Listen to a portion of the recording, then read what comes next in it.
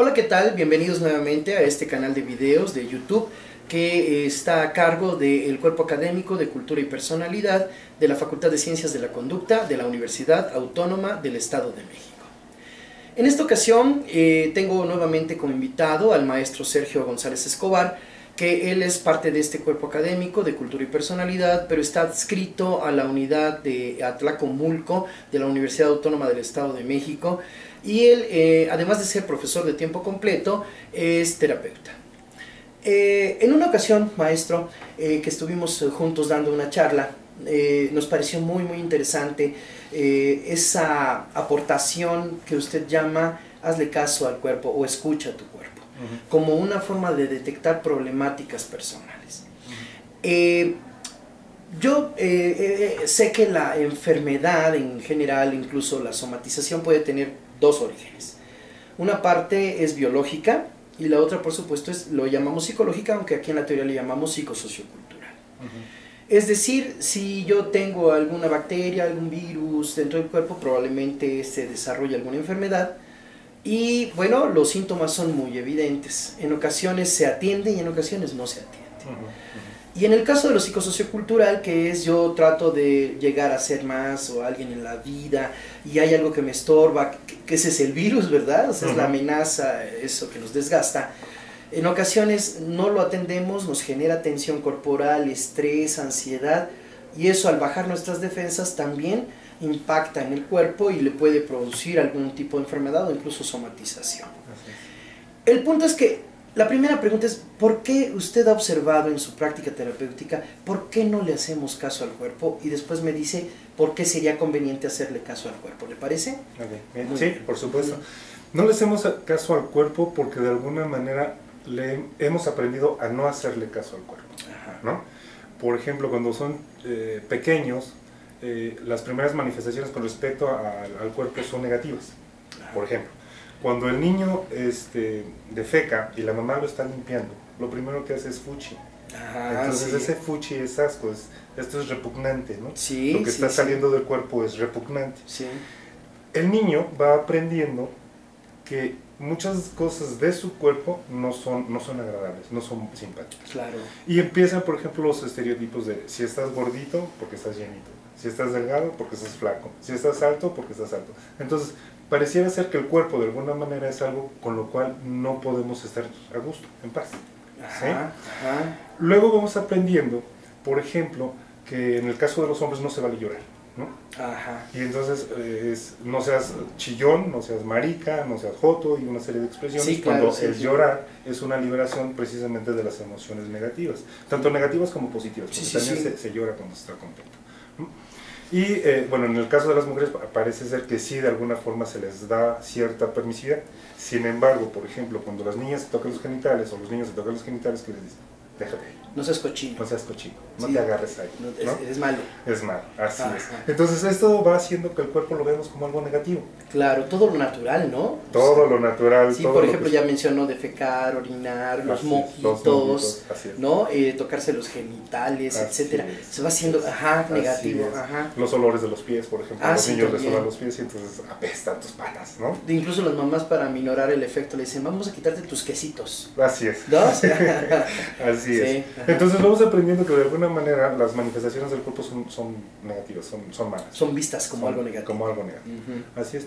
Y el problema es que como vamos aprendiendo esto, se convierten en respuestas automáticas, ¿no? Claro. Por ejemplo, cuando el niño expone, en primera instancia está en el jardín de niños, el niño habla y no pasa nada. Pero si hay comentarios negativos con respecto a lo que él está diciendo, o la maestra no está de acuerdo con lo que él está diciendo, entonces se queda callado, ¿no? Empieza a aprender a quedarse callado. Y empieza a pensar o empieza a tratar de razonar lo que va a decir, de tal forma que la respuesta que emitan los demás sea agradable. Claro. Sin embargo, el hecho de quedarse callado o el hecho de empezar a levantar la mano empieza a generar ansiedad, tensión, y lo podemos observar cuando sudamos, ¿no? Nos suda la frente, nos sudan las manos, nos suda el cuerpo. Y si esto lo vamos haciendo de manera cotidiana, entonces se va convirtiendo en una conducta aprendida.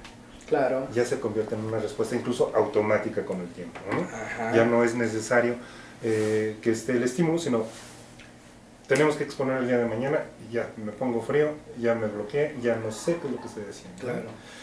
Si nosotros hiciéramos caso a esto, podríamos identificar cómo se está dando El origen. exactamente y podríamos interrumpir ese proceso. Ah, fíjese qué interesante aplicación terapéutica, ¿no?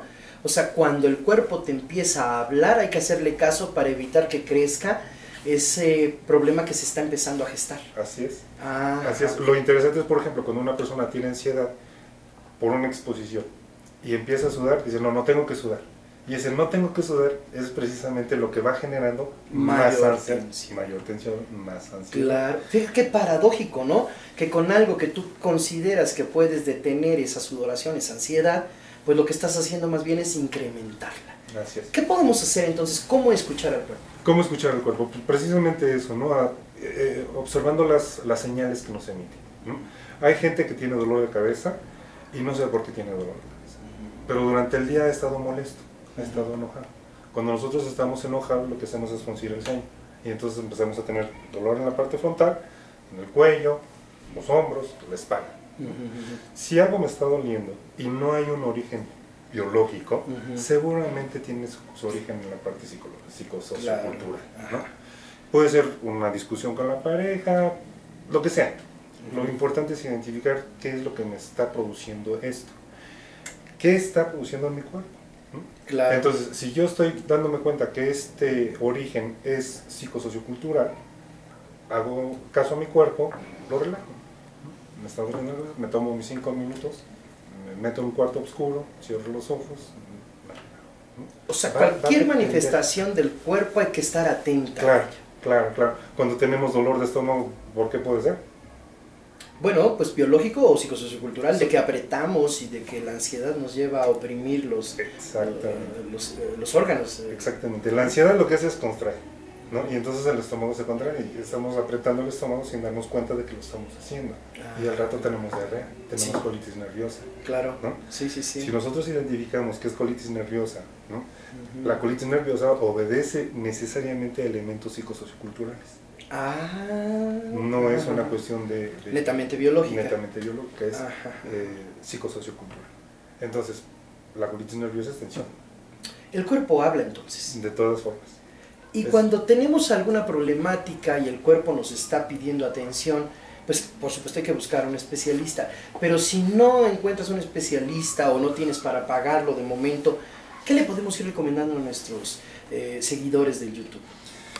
Pues hay elementos muy sencillos y es irse a lo más básico. Cuando tenemos sed, ¿qué hacemos? Bebemos agua. Cuando tenemos sueño, habrá que dormir. Cuando tenemos cansancio, habrá que descansar, ¿no? Cuando tengamos estrés, pues habrá que relajarse. O sea, irnos siempre a lo más básico, ¿no? Todo el mundo recomienda el hacer el ejercicio. Pues entonces podemos empezar a caminar, ¿no? El caminar, correr, ¿no?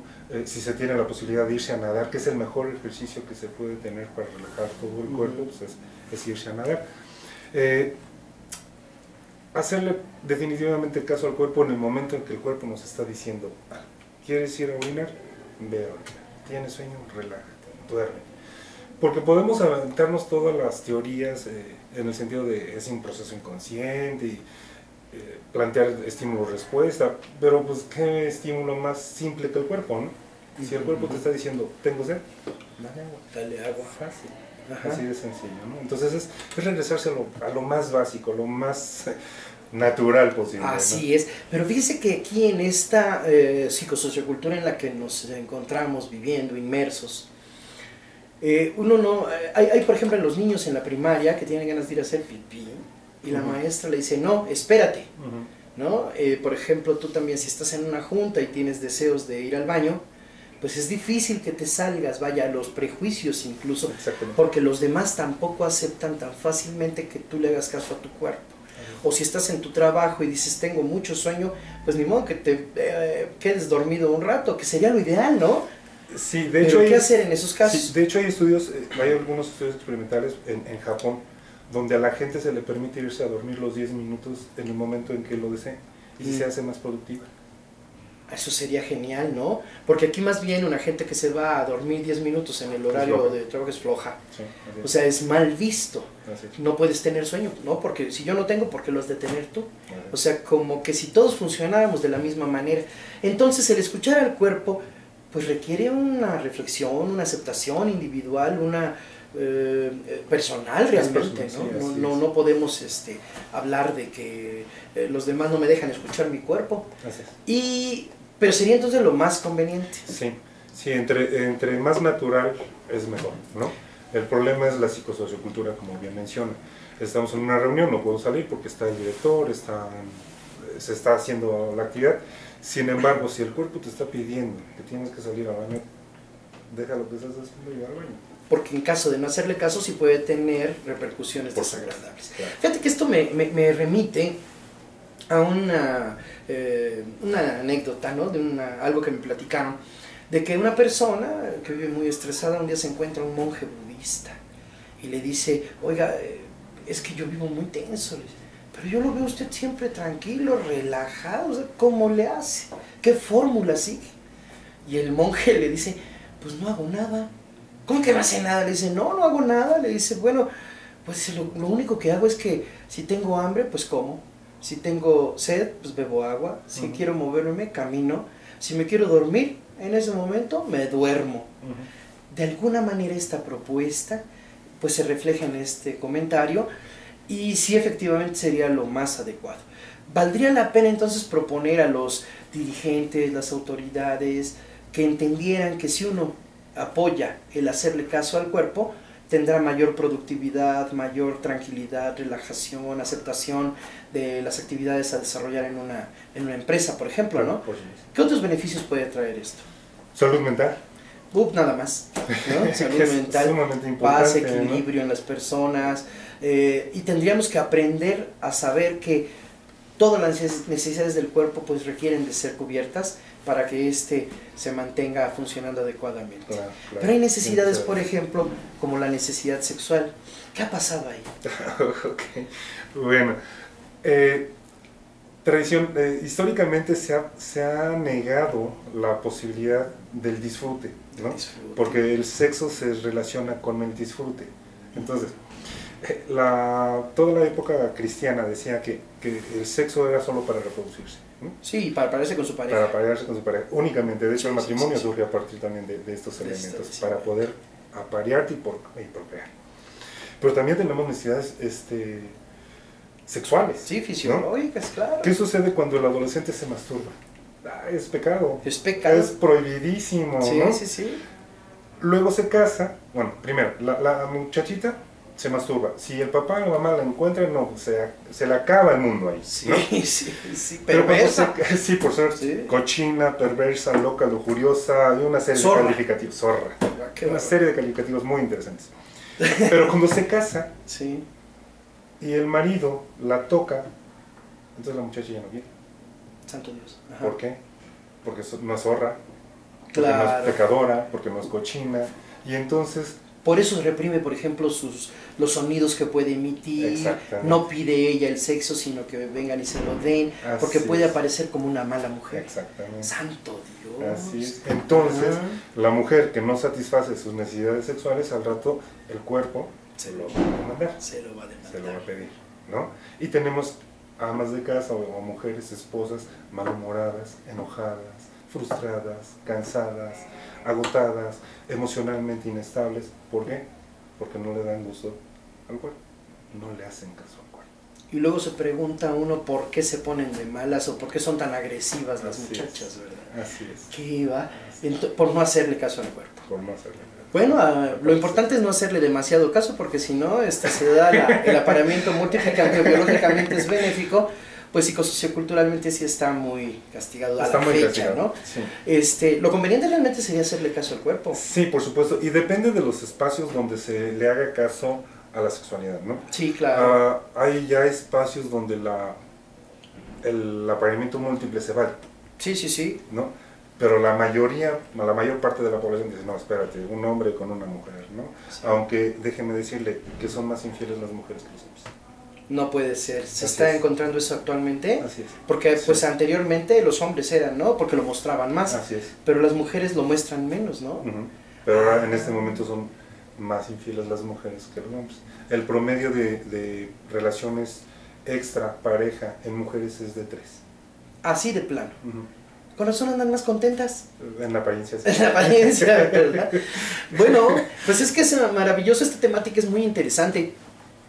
Sobre todo cuando ya cae uno en el terreno de lo sexual, porque ha sido un tema, ¿no? De mucho debate, ¿no? Que incluso se le ubica como un mito, porque se le ha analizado más bien desde la perspectiva psicosociocultural y no netamente biológica. Así es. Porque esa conducta se dio biológicamente para la conservación de la especie y entonces el apareamiento múltiple era bienvenido. Porque se apareaban porque la hembra notaba fortaleza en el macho, ¿no? Y entonces decidía aparearse con él. Y entonces, porque además tenían sistemas inmunológicos compatibles y generaban crías más fortalecidas. Hoy, por supuesto, ese argumento nadie lo quiere aceptar porque en la infidelidad siempre hay un temor de perder a la pareja, ¿no? Y los beneficios que esta pareja te trae en términos de que es un satisfactor para tus necesidades. Y ese juego psicosociocultural lamentablemente ha llevado a que no escuchemos el cuerpo, ¿no es así? Así es. Fíjese, ahorita que estaba comentando esto, recordaba, por ejemplo, cuando el hombre tiene distintas parejas con las cuales puede aparearse, la esposa es más feliz. Ah, qué cosa, ¿por qué? A ver cómo. Porque hay un proceso que se llama saturación. Si usted come demasiado de lo mismo, llega el momento en que eso que está comiendo simplemente no le gusta, no le apetece, no le entra. Sí, entonces, si se aparea un macho con una hembra siempre, ¿no? Llega el momento en que se convierte en una conducta de, pues bueno, tengo que hacer, aunque en realidad no lo disfrute. Claro. En el caso de la mujer, toda la carga psicosociocultural, dice, bueno, me tengo que aguantar. El hombre hay cierta libertad de poder aparearse. Cuando el hombre se aparea con otras parejas, su potencial sexual se incrementa. Claro. Porque entonces ya no come lo mismo.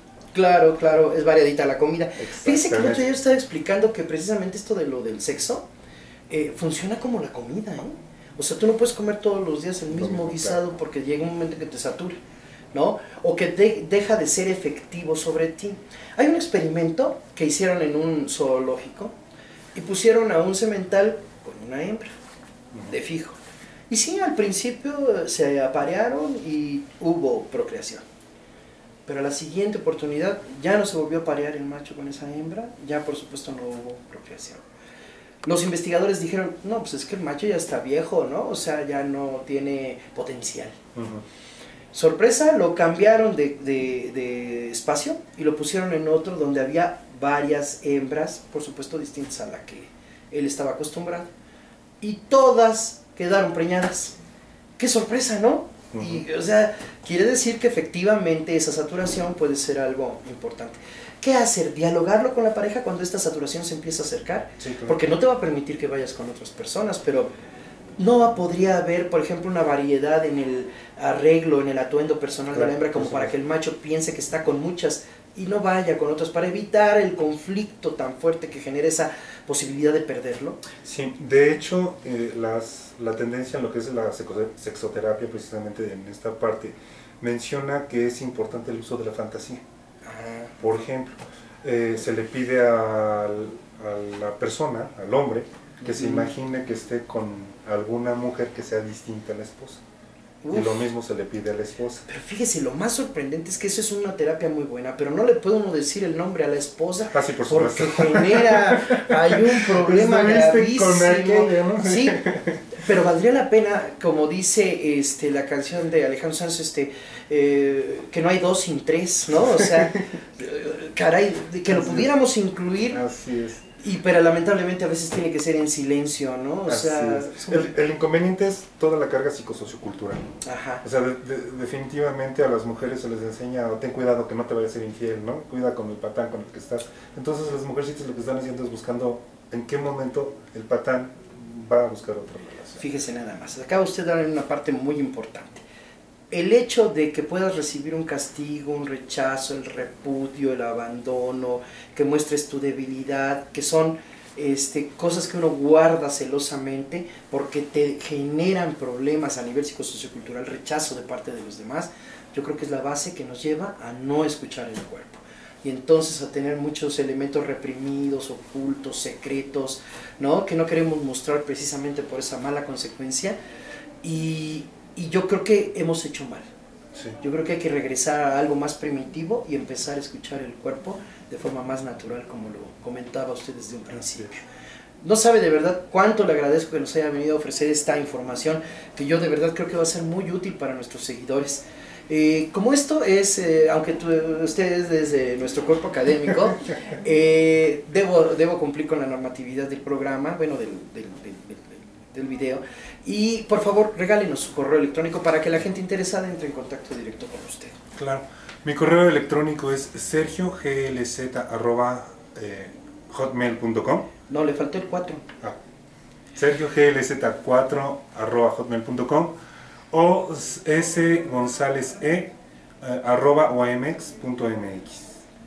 Pues muchísimas gracias. ¿Algo más que quiera comentar para cerrar? Es importante, de verdad, es fundamental hacerle caso al cuerpo. Hace ratito decía esta cuestión muy primitiva, pero hemos descuidado esa parte primitiva, ¿no?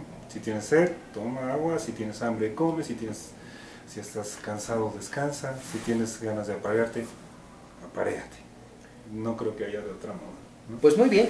Yo nada más para cerrar quisiera decir que con base en que hemos rechazado la parte natural que tenemos, no nada más nosotros, sino en el mundo en general, todo lo natural, es una pena, pero muchos de los eventos naturales los hemos ido convirtiendo en algo que creemos que nos afecta y se vuelve nuestra enemiga la naturaleza. Por ejemplo, no te mojes, te vas a enfermar. No te ensucies, te vas a llenar de bichos, te vas a enfermar. Y empezamos a rechazar todo lo natural, incluido nuestro cuerpo, y eso nos ha llevado a contaminar, a desviar los cauces de los ríos, a tener problemas de suelo, a tener problemas de personalidad, ¿no? A reprimir, y todo ello pues nos ha generado grandes problemas de vida. La perfección no existe. La perfección está en vivir con lo que se tiene y utilizarlo armónicamente. Yo creo que eso valdría la pena que lo pudiéramos tener en cuenta. Que tengan ustedes una excelente tarde. El Cuerpo de Cultura y Personalidad de la Facultad de Ciencias de la Conducta de la Universidad Autónoma del Estado de México, al servicio de la comunidad. Quedamos a la espera de sus comentarios. Que tengan una magnífica tarde. Hasta luego.